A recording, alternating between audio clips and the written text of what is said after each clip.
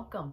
It's February and today we are going to complete block number 2 of our English Garden Block a Month quilt.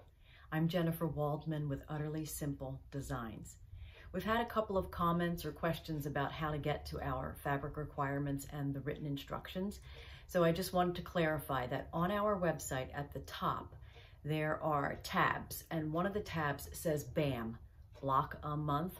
And if you hover over that tab, both block a months will come up. Last year's Pennsylvania Patchwork and then this year's English Garden. If you just click on the BAM, it'll take you directly to our current one, which is English Garden. But then you can go right back to that tab, hover over it, and then you'll get to select which one you want to do. So I hope that clarifies things for everyone. If you have any other questions or comments, please leave it in the comments section below, and we will answer them as soon as possible and as clear and concisely as we possibly can. So now, don't worry that it's already February. If you haven't done January's block, you're only one block away from being caught up. So don't let that deter you. Just get to it. These blocks are fairly simple and our instructions are simple, hence our name, Utterly Simple. So please jump in at any time. Go to our website, utterlysimple.com, for the written instructions and for the fabric requirements. Okay, so let's get right to it.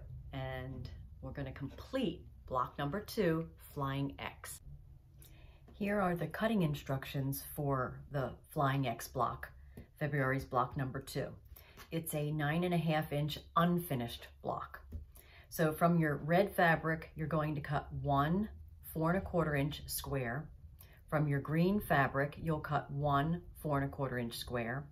From your blue fabric, you'll cut one 4 1/4 inch square. And from your yellow fabric, you'll cut 3 4.5 inch squares. And then from your white fabric, you'll cut 4 3.5 inch squares. So those are your cutting instructions. Now, to get started, we are going to, let's see, step 1 is we are going to make half square triangles. So you are going to need all of your 4 1/4 inch squares. We're going to put them right sides together. And if you've seen any of our other videos, this is pretty simple. The right sides together, draw a line diagonally, corner to corner, and then you sew a 1/4 inch on either side of this line. And then when you're done sewing, you cut on the line, and then you have a half square triangle. You'll have 2, because you'll have one on each side. Okay? So you're going to do that with your green and yellow, your blue and yellow, and your red and yellow. Okay? So draw your lines corner to corner, sew a 1/4 inch on either side of the line, and then cut on the line, press, cut your dog ears, and I'm gonna go do the same thing. I'll be right back, and we'll move on to step number 2. I've sewn all my half square triangles. Here they are. And the next step is we're going to make 1/4 square triangles. So you want to match all your pairs, you know, the same color pairs, your greens and your yellow, your red and your yellow, and your blue and your yellow.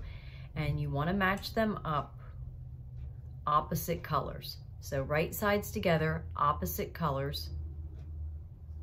Okay, and the seam going the same way.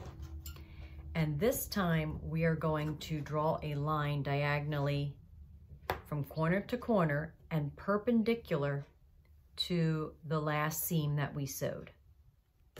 Okay, so like that.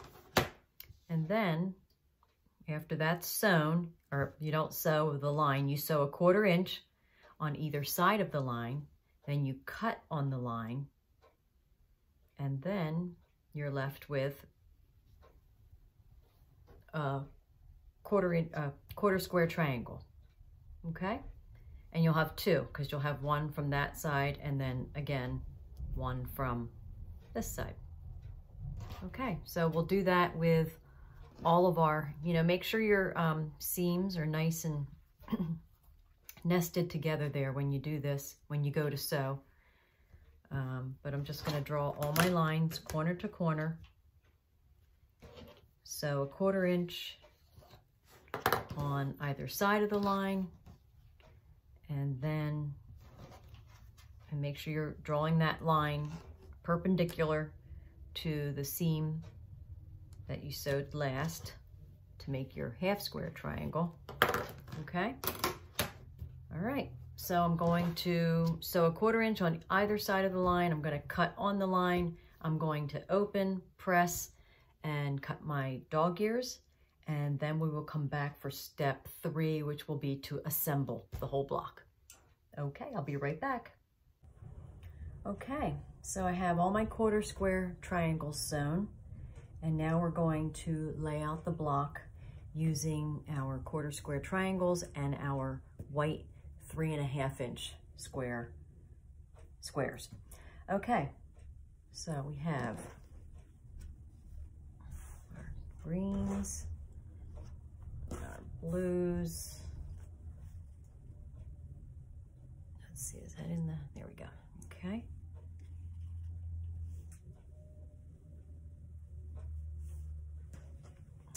Alrighty, so we're gonna lay it out like that. So as you can see, these are all in that direction. And then our last one goes crosswise. And then we have an extra one, which you're going to save for block number 12. So put it somewhere safe, either in your project box or a folder or envelope, wherever you're keeping this project. Don't lose it, because we will use that in block number 12. Okay. Okay, so now what we're going to do is we'll sew each row together. So we'll sew that row, that row, that row, and then we'll sew all the rows together, and our flying X will be complete.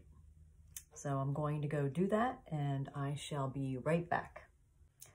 I've sewn my 3 rows together, and I just want to remind you that you want these seams to match up really nice. So when you're putting these together, before you sew them, make sure you nest those seams, okay? They kind of go right together. This one doesn't look like it's a little big, but I'm gonna work it in there and make it work somehow, okay? So you want to do that with that row, and then again, with this row, okay? All right, I'll be right back with a complete block. Okay, here's our block complete. Flying J, block number 2 for February. And also in the beginning, I forgot to show you a picture of the quilt that we're actually working on. This is English Garden, and this is the block that we just did today, and last month we did Schoolgirl's Puzzle. Okay, all right, so we're 2 blocks into this quilt. We're getting there. So if you have any questions or comments, leave them below. We'll get back to you as soon as possible. And I guess that's it. I just wanted to read my quilting shirt to you. It says, weekend forecast quilting with no chance of house cleaning or cooking. And my husband gave me that one. So thank you to him, even though he doesn't quilt and he won't be watching this video. And I am cooking today. I'm making a meatloaf, but that's easy. I'm just glad I got this video done, because it was to the wire. It was a busy month, and yeah. So, okay, well, thanks for sewing along with me today. I hope you had a good time. I had a good time. And so long for now. Keep quilting utterly simple.